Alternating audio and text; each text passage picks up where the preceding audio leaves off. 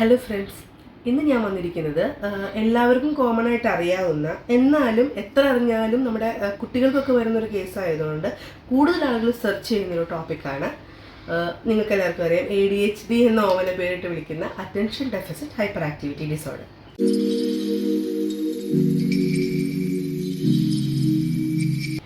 അപ്പോൾ ഇതെങ്ങനെയാണ്, കുട്ടികൾക്ക് അസുഖമാണോ? എല്ലാ കുട്ടികൾക്കും ഉണ്ട്.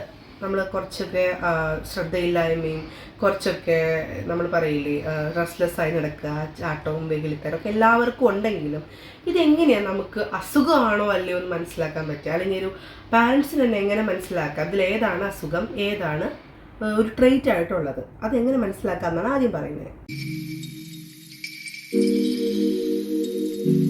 സോ ഇതാദ്യം കണ്ടുപിടിക്കാനുള്ള മാർഗം.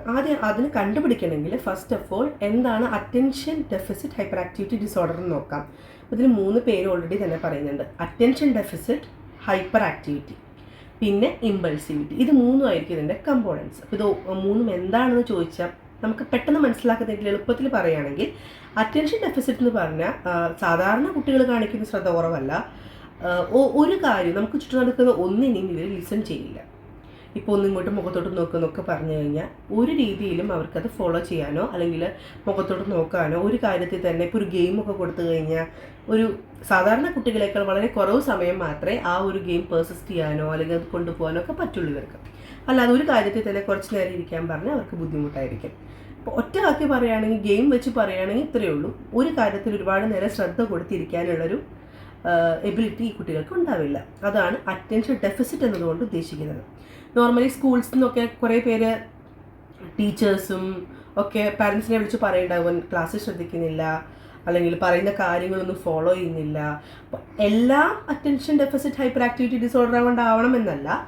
ചിലതെങ്കിലും അവരുടെ കയ്യിൽ നിൽക്കുന്ന കാര്യമായിരിക്കില്ല, ചിലതെങ്കിലും ഈ പറഞ്ഞ പോലെ ഈ ഒരു ഡിസോർഡറിൻ്റെ ഭാഗമായിട്ട് ആയിരിക്കാം ഉണ്ടാവുന്നത്.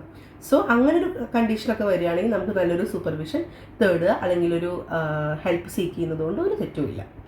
ഇതിൻ്റെ രണ്ടാമത്തെ കമ്പോണൻ്റാണ് നമ്മൾ പറഞ്ഞ പോലെ ഹൈപ്പർ ആക്ടിവിറ്റി. മിക്ക ആളുകൾക്കും അറിയാം, ഞാൻ തന്നെ ഒരുപാട് കേട്ടിട്ടുണ്ട്. കുറച്ചൊന്ന് ഓടി ചാടി നടക്കുന്ന പിള്ളേരെ കാണുമ്പോഴേക്കും ചിലരൊക്കെ ചോദിക്കും, കുട്ടി ഭയങ്കര ഹൈപ്പർ ആക്റ്റീവ് ആണല്ലേ? ഇന്ന് അതൊന്നുമല്ല ഹൈപ്പർ ആക്ടിവിറ്റി.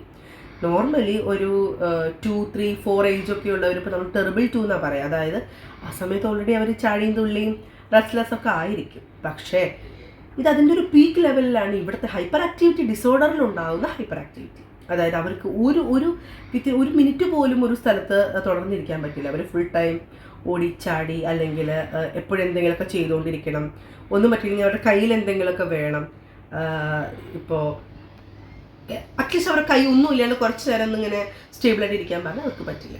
അപ്പോൾ അതാണ് ഈ പറഞ്ഞ ഹൈപ്പർ ആക്ടിവിറ്റിയുടെ പീക്ക്. ഈ സംഭവമാണ് നമ്മൾ ഡിസോർഡറായിട്ട് കൺസിഡർ ചെയ്യുന്നത്. അല്ലാതെ കുട്ടികളൊന്നും ഓടിച്ചാടി നടന്നു നോക്കുക, 2 വയസ്സ് 3 വയസ്സുള്ള കുട്ടികളെ പിടിച്ചെടുത്താൽ ട്രൈ ചെയ്യരുത്, നടക്കില്ല.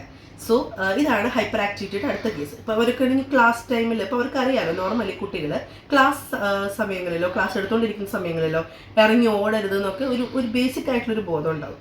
പക്ഷേ ഈ കുട്ടികൾ അതിനെപ്പറ്റി ഒന്നും ബോധമിടല്ല. അവർ എന്ത് ചെയ്യും, അവർക്ക് തോന്നുകയാണെങ്കിൽ ക്ലാസ്സിൽ നിന്ന് എണീക്കും, സീറ്റിൽ നിന്ന് എണീക്കും, അവർ ക്ലാസ്സിലൊക്കെ വോണ്ടർ ചെയ്യും. അതൊന്നും അവർക്കൊരു ബുദ്ധിമുട്ടുമില്ല.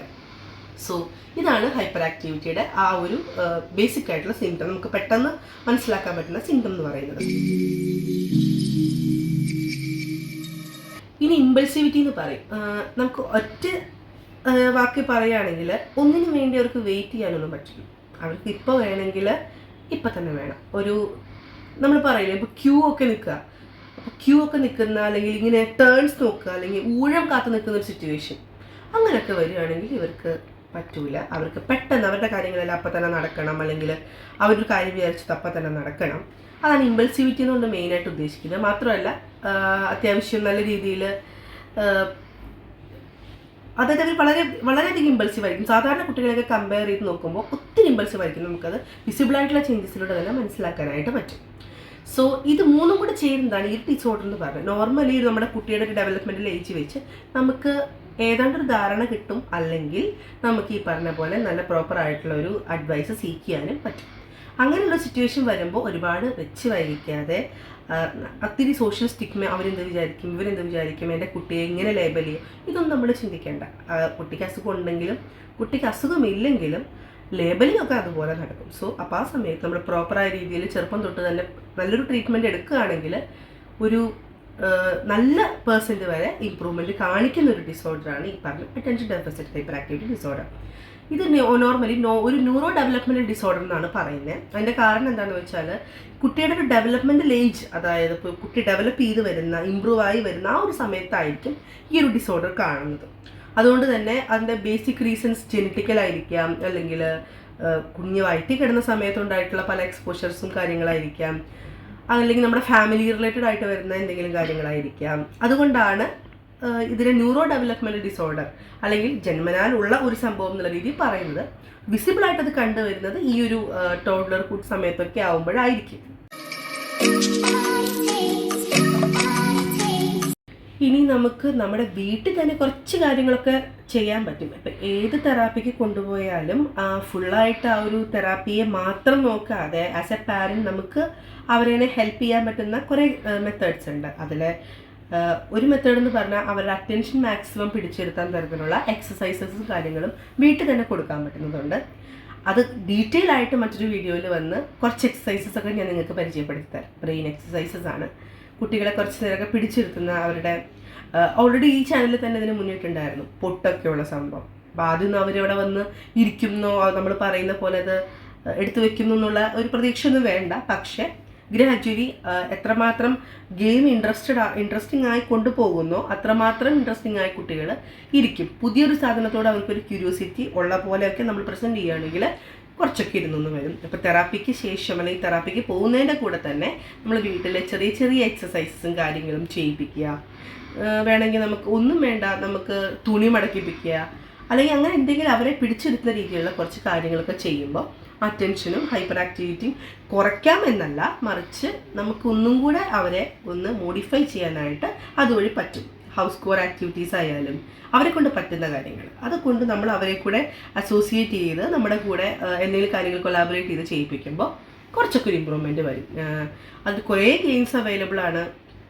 നമ്മളിപ്പോൾ ആമസോണും മീഷോ ഒക്കെ നോക്കുമ്പോൾ ഒത്തിരി നല്ല ഗെയിംസ് അവൈലബിൾ ആണ്. ചുമ്മാ കുറേ വണ്ടിയോ സോഫ്റ്റ് ടോയ്സോ മേടിച്ച് കൊടുക്കുന്നതിന് പകരം അത്തരത്തിലുള്ള ടോയ്സ് വാങ്ങിച്ചു കൊടുത്താൽ മൾട്ടിപ്പിൾ യൂസാണ്. നമുക്ക് പല കാര്യങ്ങളും അവരെ അത് വെച്ച് ചെയ്യിപ്പിക്കാനായിട്ടൊക്കെ പറ്റും. പിന്നെ ഇമ്പൾസിവിറ്റി കാര്യങ്ങളൊക്കെ കൊടുക്കുമ്പോൾ ടേൺ ടേക്കിംഗ് എന്ന് പറഞ്ഞല്ലോ, അതായത് ഇംപേഷ്യൻ്റ് ആയിരിക്കും അവർക്കൊരു സാധനം കൊടുക്കുകയാണെങ്കിൽ അതപ്പം തന്നെ കൊടുക്കണം. അത് കൊടുത്തില്ലാന്നുണ്ടെങ്കിൽ നമ്മുടെ കയ്യിൽ നിന്ന് പിടിച്ചു മേടിക്കാനൊക്കെ നോക്കുക. അതൊക്കെയാണ് അവരുടെ ഒരു ബേസിക് സ്വഭാവം. അപ്പോൾ ആസ് എ പാരൻ്റ് എന്നുള്ള രീതി നമുക്ക് ചെയ്യാൻ പറ്റുന്നത് ഗ്യാപ്പ് കൊടുക്കുക. ഇപ്പോൾ ഒരു സാധനം വേണം എന്ന് ഇമ്മീഡിയറ്റ്ലി പറഞ്ഞ് വാശി പിടിക്കുന്ന സമയത്ത് സൈലൻ്റ് ആയിരുന്നാൽ മാത്രമേ തരുള്ളൂ, അല്ലെങ്കിൽ അത് നമുക്ക് വേണ്ട രീതിയിൽ അവരുടെ അടുത്ത് കമ്മ്യൂണിക്കേറ്റ് ചെയ്യാൻ പറ്റണം.